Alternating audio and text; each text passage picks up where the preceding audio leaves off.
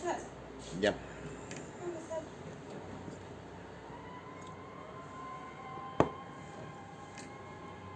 ¿Dónde estás? Sí, ¿me pueden confirmar por favor el audio y el video?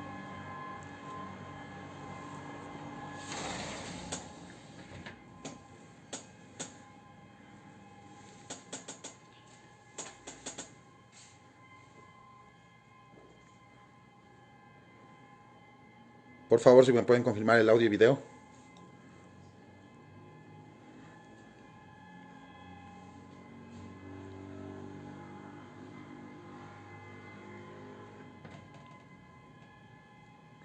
¿Sí se escucha ahí?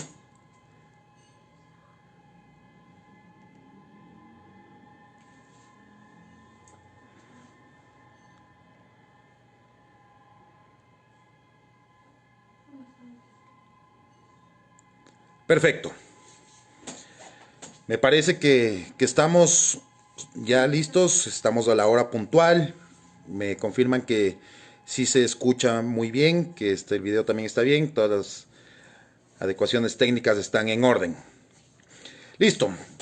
Buenos días, buenas tardes, buenas noches a todos aquellos que se encuentran conectados dentro de la presente ponencia mediante esta plataforma Ciblex y a quienes posteriormente la vayan a reproducir.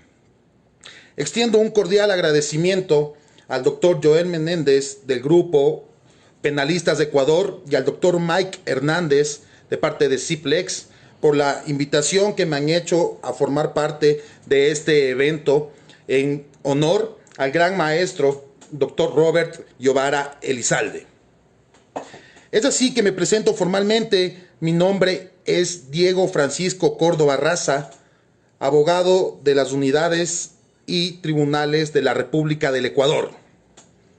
Ahora bien, en tal sentido, todas las ponencias que se han venido dando en el transcurso de estos días han sido en base a la experticia, en base a la experiencia de quienes han argumentado sus exposiciones. Y esta no va a ser de otra manera, sino en el mismo sentido, por lo cual solicito a vosotros que comprendan que este ponente, Diego Francisco Córdoba Raza, en la mayoría de casos, por no decir todos, actúa en el lado de la defensa. No olvidemos que hay dos sujetos procesales primordiales, que es la fiscalía, que puede estar acompañado de un tercer sujeto procesal, que es la víctima, que eventualmente se puede convertir en acusación particular, y la defensa. Mi ponencia lo enfocaré desde el sentido de la defensa, pues la mayoría de veces me encuentro de ese lado. Ahora bien, el tema que se me ha propuesto y se me ha asignado para esta ponencia es el respeto al principio de idoneidad en la aplicación de la prisión preventiva, que ya fue expuesto de manera muy acertada el día de ayer por el doctor, y a quien mando un saludo, Juan Carlos Zúñiga.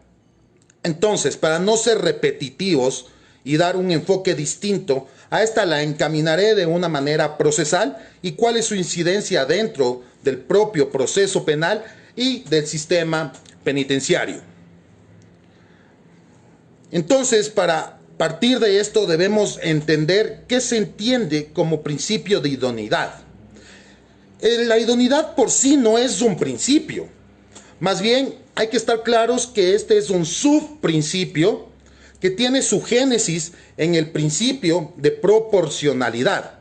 Entendido el principio de proporcionalidad como aquel que analiza el grado de optimización jurídica de los principios constitucionales.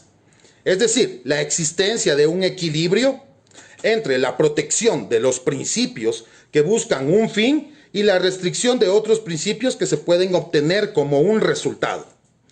Partiendo de esto, el principio de proporcionalidad tiene tres subprincipios: el de idoneidad, el de necesidad y el de proporcionalidad, que en este caso y en esta ponencia se hablará exclusivamente del de idoneidad.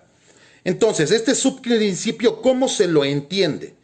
Se lo entiende como que un Estado de derechos fundamentales no puede interponer restricciones que sean, tienen que ser idóneas para contribuir a la obtención de ciertos fines legítimos. Es decir, escoger las más benignas entre todos los medios alternativos que gocen de por lo menos la misma idoneidad para conseguir la finalidad deseada. Y proporcionales en el sentido estricto de proporcionalidad, es decir, aquellas que logren un equilibrio entre los beneficios que representa su implementación y los perjuicios que ésta produce. Es decir, a breves rasgos, es la medida que tiene que ser satisfactoria para una relación lógica entre el objeto previsto y que sea eficaz de lograr su finalidad. Ahora, si bien es cierto, el proceso penal, la medida de prisión preventiva puede ser otorgada en varias etapas del proceso penal, pero exclusivamente y por el tiempo limitado me referiré a donde se puede dar de lo más general, que es la audiencia de calificación de flagrancia y formulación de cargos y la formulación de cargos propiamente dicha. Toda esta adecuación no la haré en base a la norma penal positiva, a tratadistas, a doctrinarios, porque eso claramente es letra y no la quiero establecer o no quiero confundir con artículos que prácticamente ustedes poseen Código Orgánico Integral Penal, pueden ingresar a Google y simplemente googlear todo este tipo de situaciones y verlas más detenidamente. Más bien, mi exposición va en el sentido de lo que se vive prácticamente en la experiencia, ya en la praxis, en lo que pasa en la vida real, fuera de los códigos, fuera de los libros. En tal sentido, primero hay que encontrar y establecer cuáles son las medidas cautelares que se encuentran establecidas ya en el artículo 522 del Código Orgánico Integral Penal, que es la prohibición de ausentarse del país, la obligación de presentarse periódicamente, el arresto domiciliario, dispositivo de vigilancia electrónica, la detención y, por último, la prisión preventiva. ¿Ya? Entonces, recordemos que el principio de unidad es buscar las medidas que satisfagan un fin. ¿Cuál es la finalidad de las medidas cautelares? Tenemos 4 en específico que son establecidas. Proteger el derecho de las víctimas, garantizar la presencia a juicio, evitar que se destruya o se obstaculice la investigación y garantizar la reparación integral a la víctima. Entonces, aquí es donde debe analizarse exclusivamente la necesidad de qué tan idóneo es el beneficio en dictar una medida que cumpla cualquiera de estas 4 finalidades, donde se tiene que verificar la protección del derecho a la víctima en primera instancia, que basta con cualquiera de las medidas de protección que establece también la norma positiva, la prohibición de acercarse o de realizar actos intimidatorios, de persecución, extensión de boletas de auxilio, salida de la vivienda, entre otras, que claramente no clarifica o no especifica directamente una medida de privación de la libertad. Entonces, más bien ya en un caso práctico, si es que a mí me ponen una boleta de auxilio y yo no me puedo acercar a María, ahí no me van a dictar prisión preventiva y no tienen por qué, porque la protección a la víctima se ve ya subsanada con mi prohibición de acercarme. Ahora bien, si es que yo me acerco a María, violentando esa disposición, yo cometo un error y ahí sí, yo estoy incumpliendo ya una medida de protección que la analizaremos más adelante y más detenidamente. La segunda finalidad, que nos vamos a saltar, la de garantizar la presencia a juicio, porque esta sí tiene que ser analizada más profundamente, es evitar que se destruya u obstaculice la investigación. Como mencioné anteriormente, ¿cuándo se puede dictar una prisión preventiva o generalmente cuándo se la solicita? Se la solicita en una audiencia de formulación de cargos y en una audiencia de calificación de flagrancia o formulación de cargos. Entonces, cuando estamos dentro de esta audiencia de calificación de flagrancia, se entiende y se desprende que propiamente el génesis, el fruto de esta audiencia, el fiscal o el ente punitivo estatal, Fiscalía General del Estado, ya posee elementos claros y precisos de la existencia material de un delito. Entonces, para que a mí me formulen cargos en un delito de calificación de flagrancia, se entiende y se desprende que el fiscal ya tiene elementos sólidos de materialidad. Entonces no tiene ningún arraigo, no tiene ningún sustento que solicite una prisión preventiva, porque que esté o no esté en libertad no exige o no condiciona a que yo pueda obstaculizar o no la investigación. Ahora muchos dirán y muchos sostienen que claro, que dentro de los procesos se llevan ciertas diligencias que el procesado no comparece, eso es otra cosa. Pero estamos hablando de la audiencia de calificación de flagrancia. Y segundo, en una audiencia de formulación de cargos, donde eventualmente se tiene en primer lugar y en primera instancia una denuncia y se apertura una investigación previa. Dentro de esta investigación previa, Fiscalía practica un sinnúmero de diligencias donde le llevan al convencimiento de que existe un delito y una presunta responsabilidad. Entonces, si la Fiscalía, si el fiscal solicita al juzgador una eventual audiencia de formulación de cargos, es por lo menos debe tener certeza de la existencia de un delito, la existencia material de un delito. Si no la tiene, no estamos hablando absolutamente de nada. Entonces no puede decir o sustentar Fiscalía General del Estado en decir, señor magistrado, yo solicito la prisión preventiva porque si el señor está preso, me puede obstaculizar, no, si no está preso, me puede obstaculizar mi investigación. ¿Cómo? Pero usted tuvo toda una investigación previa, donde el señor no estaba detenido y no obstaculizó su investigación, porque por eso está ante un juzgador que está formulando cargos. ¿Sí? Entonces tiene que tener ya claro y preciso esa situación Fiscalía General del Estado.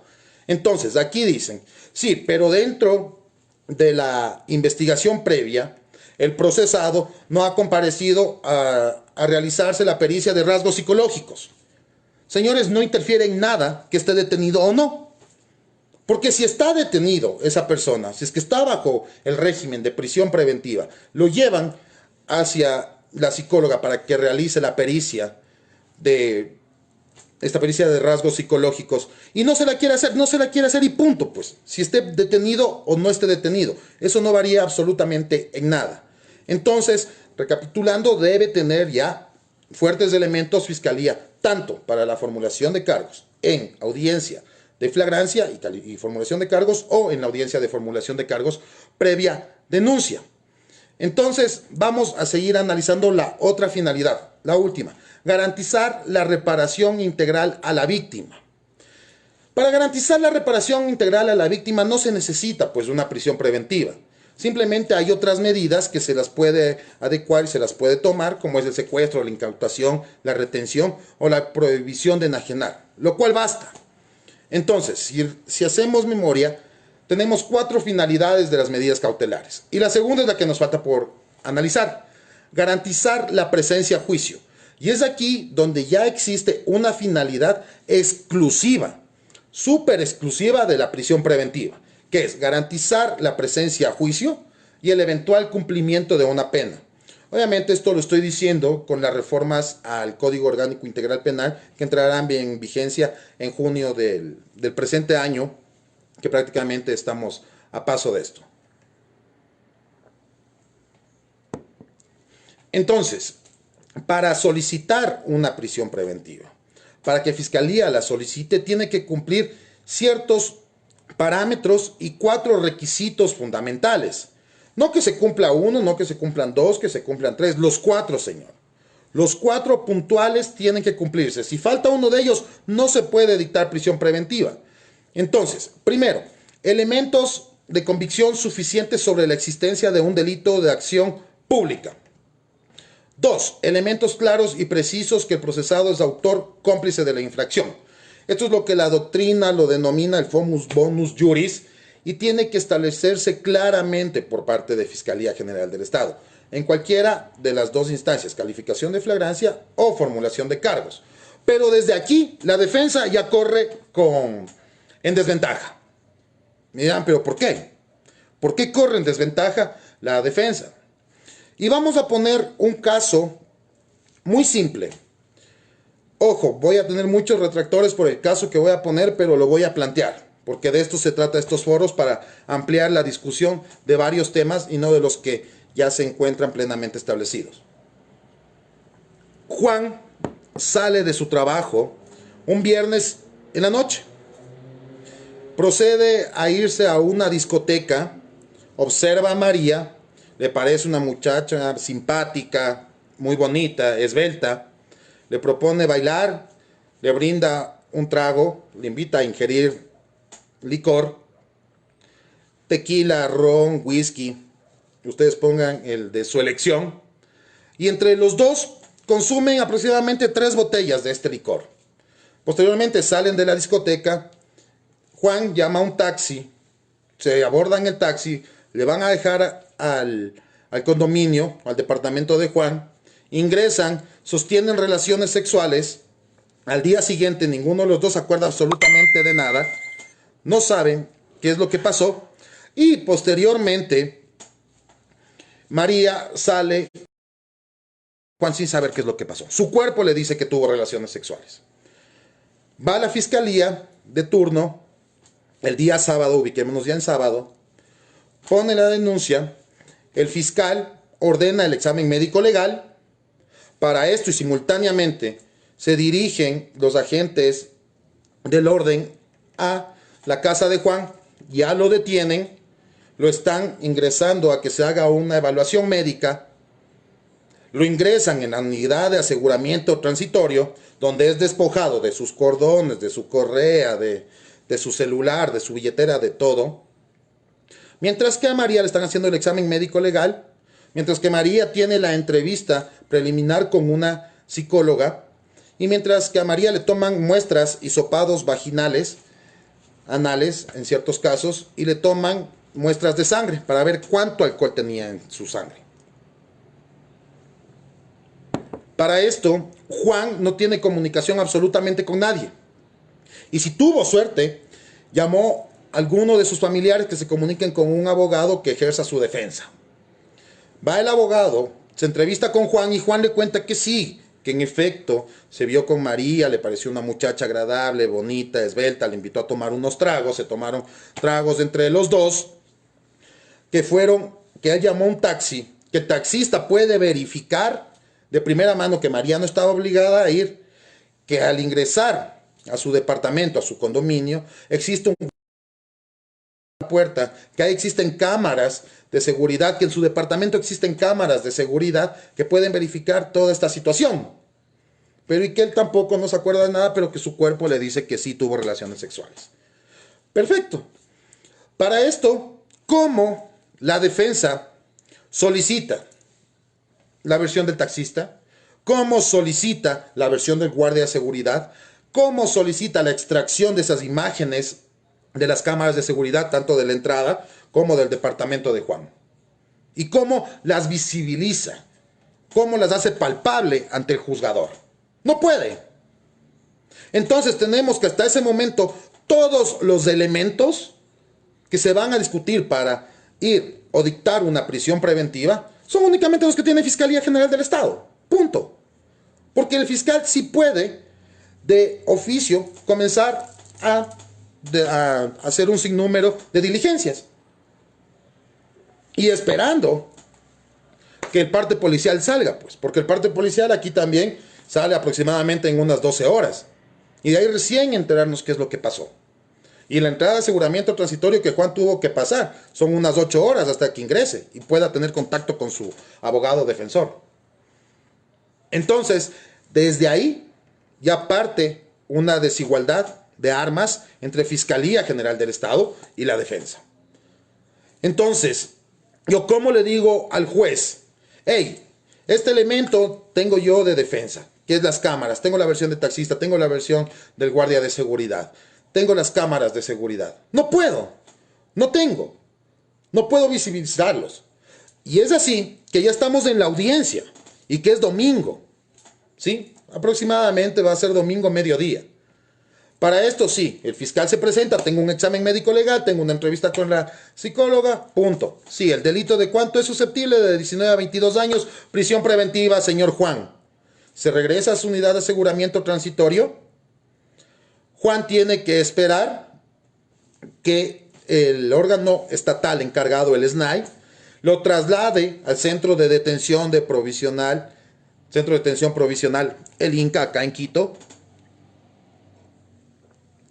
Y el abogado tiene que tener la precaución de en esa audiencia llevar el escrito para que firme, porque si no seguimos perdiendo tiempo.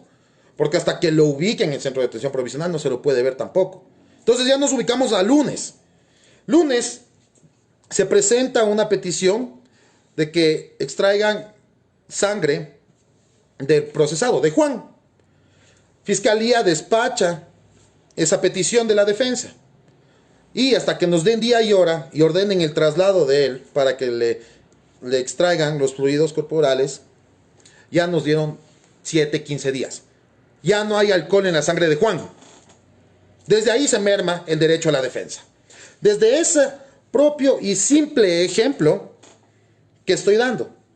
Obvio, no estoy diciendo que en un caso evidente de violación esto suceda, ¿no? Donde la víctima sea discapacitada o la víctima sea una niña. No, no estoy diciendo eso. Estoy poniendo el ejemplo claro y preciso de dónde nos tenemos que ubicar. Entonces, el juez, ¿cómo examina los elementos de convicción suficientes para la existencia de un delito? Claro que los tiene, porque son solo los que va y hace Fiscalía General del Estado. ¿Cómo tiene elementos claros y precisos de que el procesado es autor o cómplice? Claro que los tiene, porque es Fiscalía General del Estado.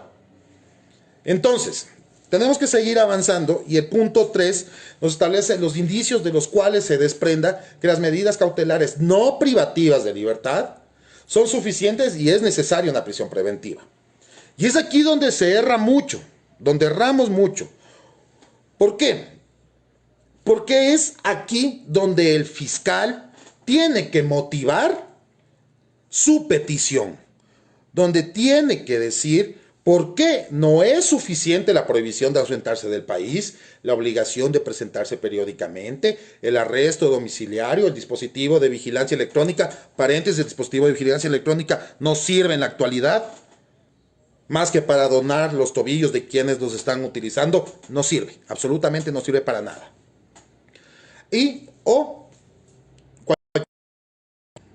Pero tiene que decirme por qué no sirve esta, por qué no sirve aquella o por qué sí. Entonces lo que no se hace y es lo que la práctica nos ha llevado a una mala costumbre. ¿Qué es lo que nos lleva la práctica? Tener abajo del brazo los arraigos sociales, laborales, familiares, que mi defendido tiene 2 hijos, que es casado, que trabaja en tal lado y que es afiliado al IES ni sé cuánto tiempo y que aparte pertenece al club de evangélicos y al equipo de fútbol del barrio. No, ¿por qué? Porque al procesado no le corresponde absolutamente demostrar nada. Nada. ¿A quién le corresponde demostrar que hay un peligro inminente de fuga? Es a Fiscalía General del Estado. El procesado no tiene que demostrar que no se va a fugar. Diferente es la situación donde puse en el que yo no tengo la prohibición de acercarme a María, me acerco, me aperturan flagrante por incumplimiento de decisión 282. Entonces me dicen, a ver, si es necesaria la prisión preventiva, porque este señor aquí tenía la prohibición de acercarse y se acercó. Entonces, si le volvemos a dar cualquiera de las otras medidas, sí puede ser que incumpla. Perfecto. Ahí sí, pues. Pero de entrada no pueden suponer y hacer juicios de inferencia diciendo que yo me voy a fugar o no voy a estar presente en el juicio. Y este es un punto que tiene que tratarse muchísimo en estos días de emergencia sanitaria por la pandemia de COVID. Tengo entendido que la doctora Ana Ruiz los va a exponer más adelante. Y vamos a establecer el cuarto punto. Que se trate de una infracción superior a 1 año. Que se trate de una infracción superior a 1 año. ¿Qué es lo que quiere decir esto? No cualquier delito que sea la pena susceptible mayor a 1 año tiene que darse prisión preventiva, pues. ¿Y qué es lo que se argumenta? Y lo peor, que es más terrible. ¿Qué es lo que se motiva dentro de la orden de la disposición de prisión preventiva? Que el delito susceptible es una pena alta, por lo cual existe un eminente peligro de fuga. Entonces, asesinato de 22 a 26 años, imposible que den una medida sustitutiva.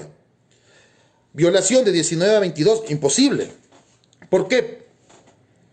Claramente la Corte Interamericana de Derechos Humanos, en sendas resoluciones, en el caso López Álvarez versus Honduras, Díaz Peña versus Venezuela, Ausón Ramírez versus Venezuela, ya establece y nos dice que dentro de una prisión preventiva, si el argumento tan básico es que existe un peligro de fuga única y exclusivamente porque el tiempo de la posible pena es muy alto, convierte a la prisión en una prisión arbitraria.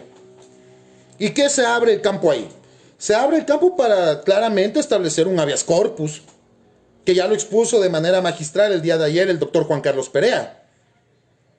Entonces no nos pueden determinar este tipo de circunstancias única y exclusivamente sin tener elementos fuertes, sólidos, para dictar una prisión preventiva. ¿Y por qué he dicho todo esto? Porque la ley es muy bonita.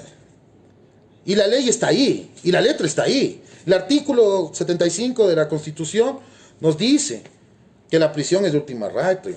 Nos dice la Corte Interamericana, nos dicen todos los tratadistas. Pero en la vida real, ¿qué pasa, pues? En la vida real, sí, dan prisión preventiva y por cualquier situación. Entonces, el problema no es la ley.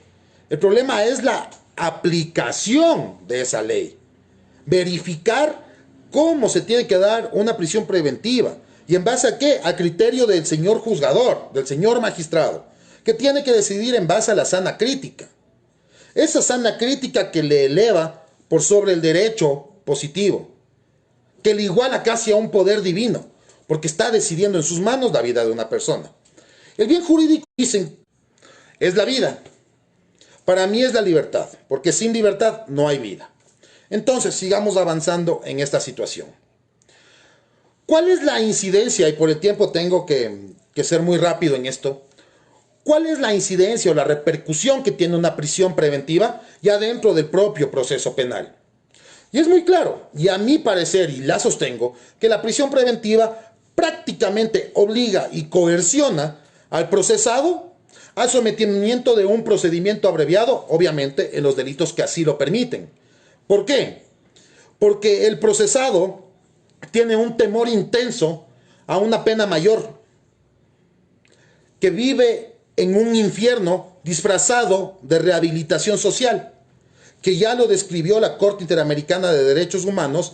El ingreso a un centro de privación de la libertad lo describe y lo compara plenamente con el ingreso al infierno, plenamente descrito por Dante Alighieri en su obra La Divina Comedia. Entonces, para nadie es bonito ingresar al centro de privación de la libertad. Y sigamos viendo qué es lo que pasa con el pobre Juan. Juan, después de que es trasladado de la unidad de aseguramiento transitorio, se va al centro de detención provisional, donde de entrada tiene que pagar para que no le peguen, para que no le hagan daño. Tiene que pagar semanalmente el acuartelamiento, que se lo denomina. ¿Para qué? Para que no le hagan hacer trabajos denigrantes. Aparte tiene que depositar su familia cierto dinero del mal llamado economato. Entonces todo eso tiene que vivir Juan dentro de su privación de la libertad. Y específicamente Juan tiene que pagar todo esto para tener un poco de dignidad. Porque no es que con esto va a tener una cama, un colchón, una cobija y una almohada, que para nosotros puede ser una cosa básica y normal. Para el privado de la libertad, esa situación es un privilegio. Es un privilegio. Entonces, vamos a un caso específico de asociación ilícita.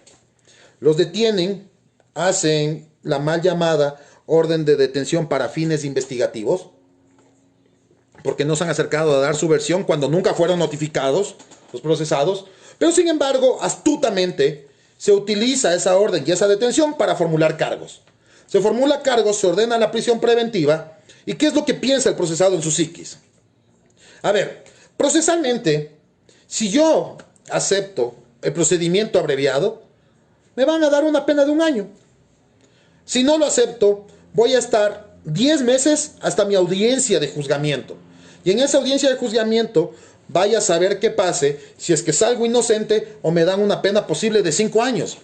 Entonces no voy a jugar por 3 meses que ya puedo cumplir mi beneficio penitenciario esta suerte. Eso es lo que ocasiona la prisión preventiva. Un excesivo y abusivo uso del procedimiento abreviado, que en teoría facilita todas las cosas, porque no llevas un caso a juicio donde tienes que probar. Le facilitó a todas las cosas. una negociación entre el abogado y la fiscalía, una negociación jurídica estoy hablando, que es permitida, y veremos qué es lo que pasa. ¿Cómo influye esto en el sistema penitenciario? El sistema penitenciario ya colapsado totalmente, donde están aproximadamente 40,000 personas privadas de la libertad, teniendo capacidad para 22,000. Y muchos dicen es que se aperturaron centros de privación de la libertad grandes, como es Regional Cotopaxi, Regional Guayas y Regional Turi. Pero no se dan cuenta, pues, que también se cerró CDP San Roque Quito. No se dan cuenta que también se cerró el ex penal García Moreno, conformado por cárcel 1, 2 y 3. No se dan cuenta que también se cerró el cárcel de varones en Cuenca, que se cerró cárcel de mujeres en Cuenca, y que se adecuó media penitenciaría del litoral también, pues. Entonces, las plazas que se generaron no son plazas, sino que vienen a cubrir una deficiencia del sistema penitenciario, que no abarca. Ahora bien, existen 22,000 personas privadas de la libertad aproximadamente que ya tienen sentencia. Y el resto, 15,000, 18,000 más o menos, se encuentran en estado de procesados. Si es que hacemos caso y aplicamos el principio de idoneidad, el principio de razonabilidad, el principio de proporcionalidad, el principio de necesidad y todos los principios, y más que nada de estos principios, aplicamos la lógica jurídica. Ni siquiera la lógica jurídica, la lógica formal. En cada una de las decisiones no tendríamos un hacinamiento penitenciario. Ese es el punto cero, el génesis, para generar hacinamiento. ¿Y qué es lo que genera hacinamiento? Genera índices de violencia, falta de servicios básicos, inseguridad laboral para los agentes de seguridad penitenciaria.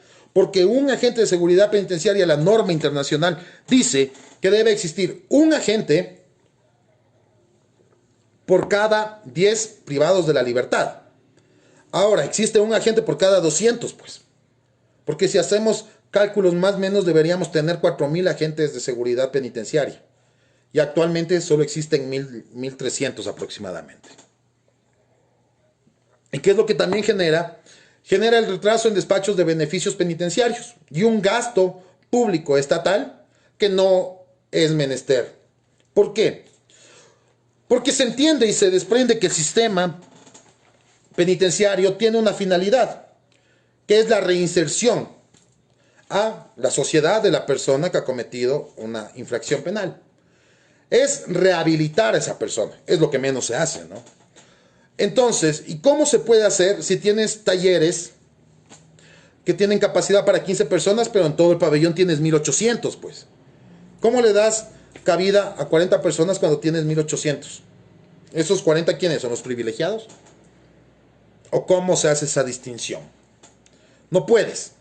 Entonces, el gasto estatal es máximo porque un privado de la libertad cuesta aproximadamente, entre alimentación, funcionamiento de los centros de privación de la libertad, sueldos de administrativos, sueldos de guías penitenciarios, $20. Una persona que hurtó un celular de $400, una prisión preventiva, cuando al Estado le cuesta más que esos $400. ¿Para qué? Para tenerlo ahí aproximadamente 6 meses, para que después vaya y haga un procedimiento, para que después se someta a una suspensión condicional de la pena, o para que después realice una eventual conciliación. No. Voy y tengo el tiempo preciso porque no me gustaría intervenir en el tiempo y abusar del tiempo del siguiente expositor. Ha sido tratado esta temática muy por encima, pero en la vida real esto es lo que pasa y lo que se vive. Solamente decir una frase que la estableció Johnny Depp. Ingresé a un centro de privación de libertad, graduado en marihuana, y salí con un magíster en cocaína. A nadie le hace buena persona entrar a un centro de privación de la libertad. Señores y señoras, muchas gracias por su gentil atención. Agradezco mucho la invitación y espero poder vernos más adelante. Un agradecimiento especial en todas las partes del mundo a todos quienes juegan su vida por cuidar la nuestra. Médicos, policías, agentes civiles de tránsito, bomberos, y agentes de seguridad penitenciaria. Muchas gracias. Les saludó Diego Córdoba. Hasta una próxima vez. Un saludo cordial. Gracias.